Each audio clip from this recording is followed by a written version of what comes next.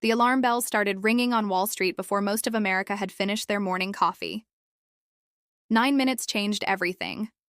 A single social media post detonated the most consequential trade confrontation in modern North American history. Donald Trump had finally pulled the trigger on Canada. Nobody in Ottawa was sleeping. Mark Carney had been waiting for exactly this moment. The markets hadn't caught up yet, but they were about to. Washington thought silence would follow. Instead, what came next stunned every economist, every analyst, every trader watching their screens. The world was about to witness the most precise, devastating economic counterstrike in recent political history. It was 11:43 a.m. on February 20th, 2026, when Donald Trump posted what he believed would be the most powerful message of his second term. It was 4 sentences long, written in all caps, and it announced a blanket 25% tariff on every single product entering the United States from Canada. Effective immediately, no phase-in, no negotiation, no warning whatsoever. The post went live on Truth Social, and for exactly 4 minutes, there was an eerie, almost cinematic silence across global financial markets. Trading algorithms were still processing, institutional investors were still verifying the authenticity of the announcement, and White House correspondents were still frantically dialing their editors, because what Trump had just done was not supposed to be possible without congressional consultation, legal review, or the standard procedural framework that governs international trade law. Trump had done it anyway, and he was enormously pleased with himself about it. Sources inside Mar-a-Lago confirmed that the president reportedly told aides in the room that Canada would come crawling within 48 hours, that Mark Carney was a nobody banker who had never faced real pressure, and that the tariff announcement was going to be remembered as the moment America finally stopped being taken advantage of by its northern neighbor.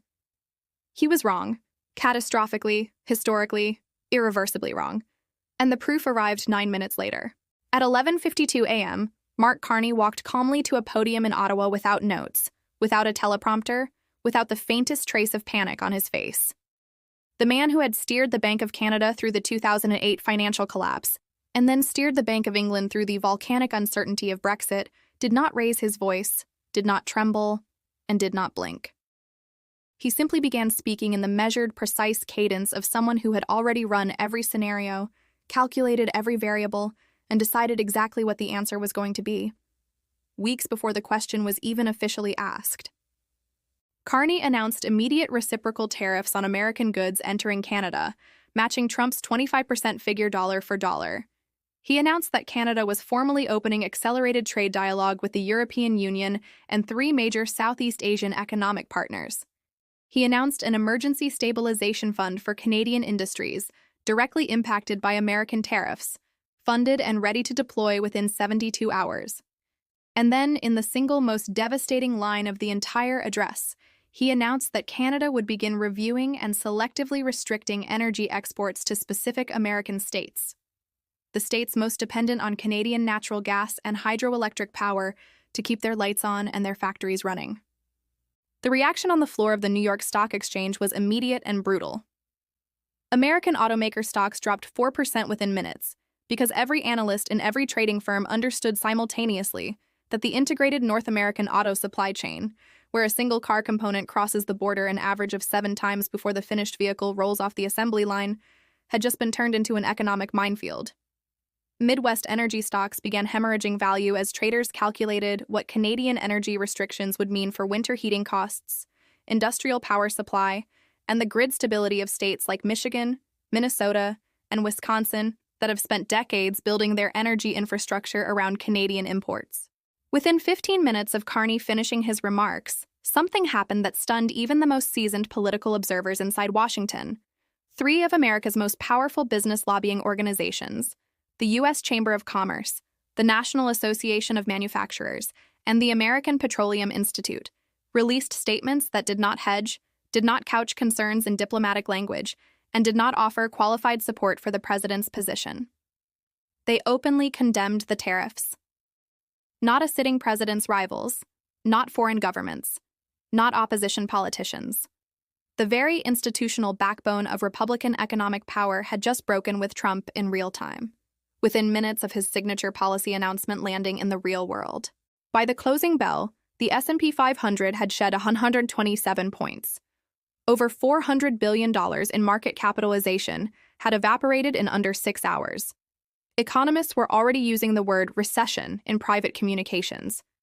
Governors from Michigan, Montana, and Minnesota were personally calling the White House asking for explanations because their constituents were calling them asking questions that nobody in Washington apparently had answers to. The emergency meeting inside the West Wing convened at approximately 12:30 p.m., and by every account from people familiar with the discussion, it did not go well.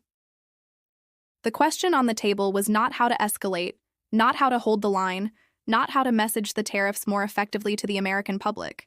The question was how to stop the bleeding before the afternoon trading session made the morning numbers look optimistic by comparison.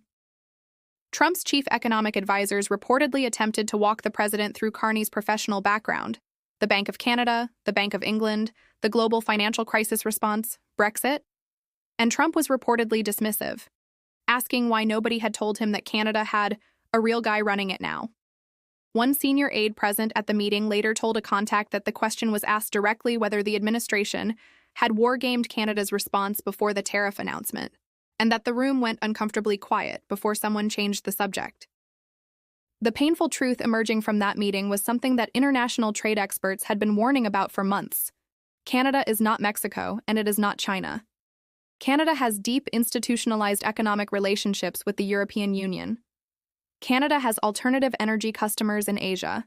Canada has a domestic political audience that rewards strength and punishes capitulation.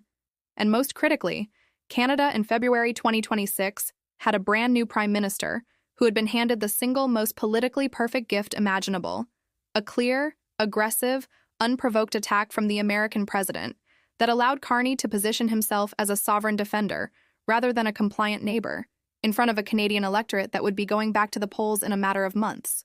Carney's team had gamed this scenario in advance. That is now confirmed by multiple sources.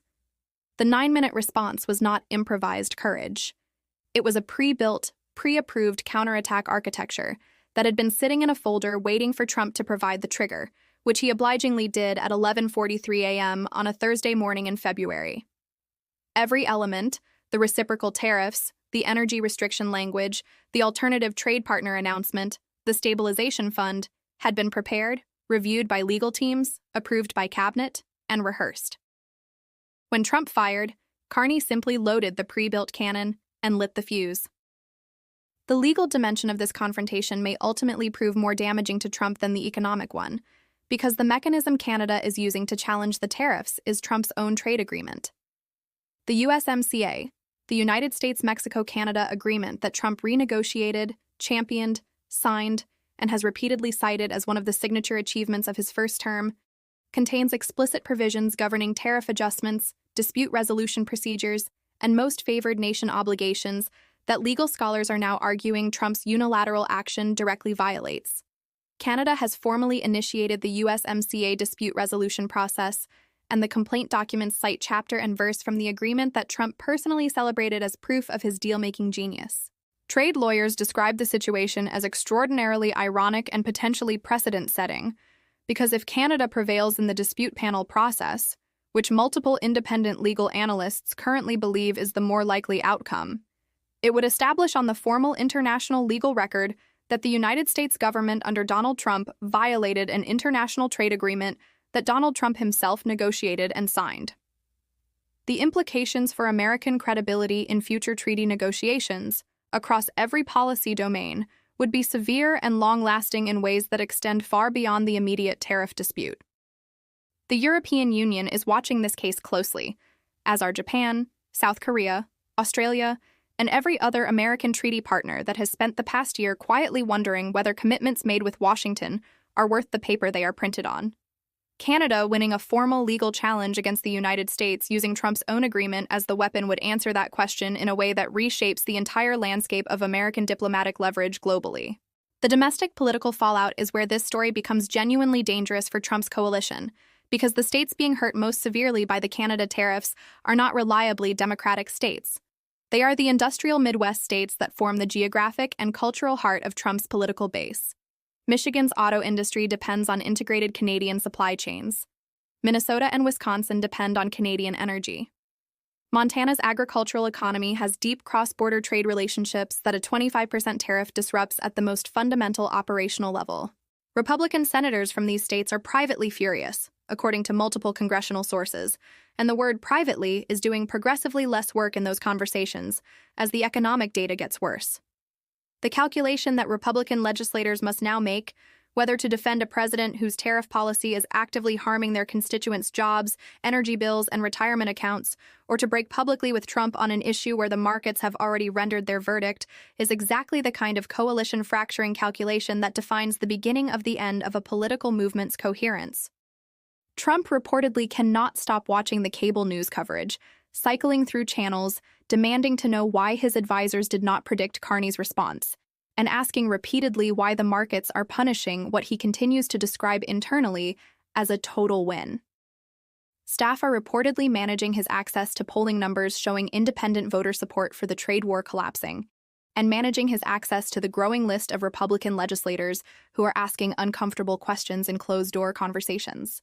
Here is what the next 90 days will reveal: whether Trump escalates into a full trade war that accelerates the economic damage and potentially triggers a technical recession in the industrial Midwest, or whether his team engineers a quiet climb down that he can reframe as a negotiating victory.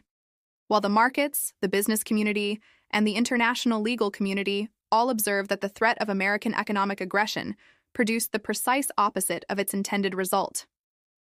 Carney, meanwhile, has achieved something that no amount of policy competence alone could have manufactured: a defining political moment that will follow him into the next Canadian election, as evidence that he stood in the breach and did not move. The 9 minutes between Trump's post and Carney's response have already entered the political mythology of Canadian sovereignty, replayed on every news channel, analyzed in every business school, and studied in every foreign ministry that deals with Washington. The world has now seen the proof, delivered live on global television with financial markets as the scoreboard, that threatening Canada has consequences: immediate, precise, damaging, and pre-planned consequences delivered by a man who was ready before the threat arrived. Trump fired a weapon he believed was unstoppable. Carney had already built the shield, and then turned it into a sword. 9 minutes was all it took to change everything, and nothing about American economic diplomacy will ever look quite the same again.